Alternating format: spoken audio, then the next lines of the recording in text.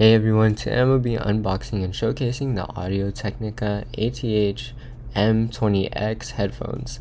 So kicking things off with the design, these are pretty sleek as well as low profile, and they also have a black headband. And after trying them on, I have to say that the ear cups fit pretty nicely around my ear while being breathable. The headphones are also pretty lightweight, so they didn't feel too taxing on my head, and the cable itself is pretty long as well.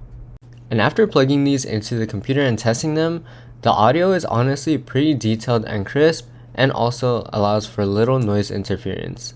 It also offers some pretty good bass. An issue that I heard about these headphones, however, is that over time, the earmuffs are going to start to crack, but I heard about a solution where you just upgrade to fabric earmuffs, and they also improve the durability of the headphones. Overall, these headphones offer pretty good sound at a really good price. So if you're looking for something reliable and affordable, this might be the way to go.